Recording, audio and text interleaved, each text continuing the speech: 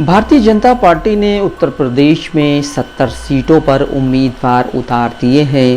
भाजपा ने 5 सीटें अपने सहयोगी दलों को दी हैं। भाजपा यूपी में 75 सीटों पर चुनाव लड़ रही है। बची हुई 5 सीटों कैसरगंज, देवरिया, भदोही, रायबरेली और फिरोजाबाद सीट पर उम्मीदवारों के नाम का ऐलान होना बाकी है। 2019 के लोकसभा चुनाव में भाजपा की अगुवाई वाले एनडीए का वोट शेयर 50% से भी ज़्यादा था। इसके बाद भी करीब 12 ऐसी सीटें थीं जहां भाजपा के प्रत्याशियों को मुश्किल से ही जीत हासिल हुई थी, जिसमें बीजेपी ने 10 और बसपा ने 2 सीटें सहारनपुर और श्रावस्ती जीती थी। यूपी में करीब 12 लोकसभा सीटें ऐसी थीं जिस पर हार जीत का फासला 25,000 वोटों से भी कम था, जिनमें से 10 सीटों पर बीजेपी को जीत मिली थी। इन सीटों पर भाजपा को प्रदेश में अन्य सीटों के मुकाबले सबसे कम वोट मिले थे। इस बार के लोकसभा चुनाव में भी इन सीटों पर मुकाबला किसी भी पार्टी के लिए आसान नहीं होगा। इन सीटों पर भाजपा के साथ सपा और बसपा भी काफ़ी जद्दोजहद कर रहे हैं। इस बार भाजपा ने इन 12 सीटों पर 4 सांसदों के टिकट काट दिए हैं, वहीं एक सीट बागपत आरएलडी को दे दी है। सहारनपुर से लोकसभा चुनाव हारे राघव लखनपाल को पार्टी ने दोबारा टिकट दिया है।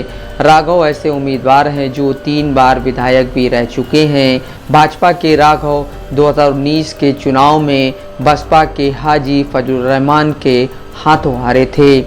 2019 के चुनाव में बीजेपी गठबंधन ने 80 में से 64 सीटें जीती थी। इस बार बीजेपी 80 सीटें जीतने का दावा करते हुए चुनावी रण में है।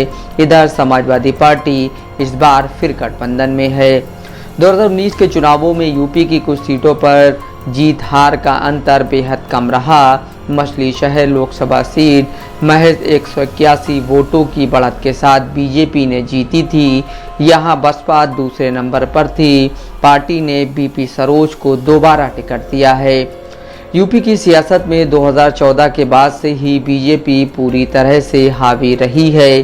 फिर चाहे लोकसभा हो या विधानसभा, दोनों में बीजेपी प्रचंड बहुमत के साथ सबसे ज़्यादा सीटें जीती है। 2019 के बाद कई उपचुनाव भी हुए, जिसमें मैनपुरी में भले ही बीजेपी को हार मिली हो, लेकिन आजमगढ़ और रामपुर लोकसभा सीट सपा से छीन ली थी। यूपी की सियासत में मौजूदा समय में मुख्य विपक्षी पार्टी सपा के सामने सियासी गढ़ भी ढह चुके हैं। वो लोकसभा सीटें जहां समाजवादी पार्टी के प्रत्याशी या यूं कहें कि यादव परिवार के सदस्यों का दबदबा रहता था, वहां भी बीजेपी जीत रही है।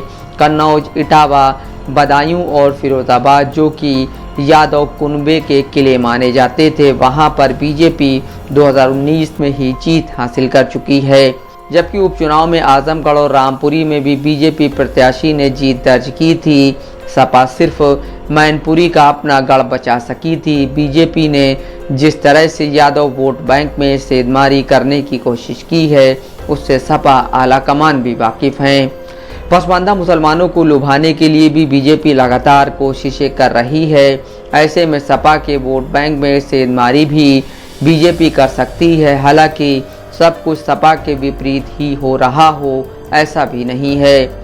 2024 का आम चुनाव बसपा के लिए भी बड़ा टेस्ट माना जा रहा है। पिछली बार गठबंधन की वजह से उनके 10 प्रत्याशी चुनाव जीते थे, जबकि 2014 में बसपा को एक भी सीट नहीं मिली थी।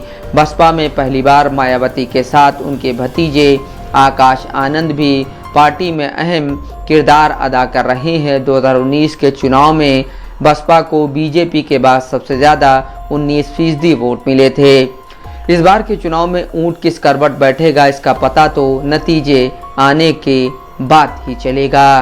Gopal ji Gupta, Dastak live news.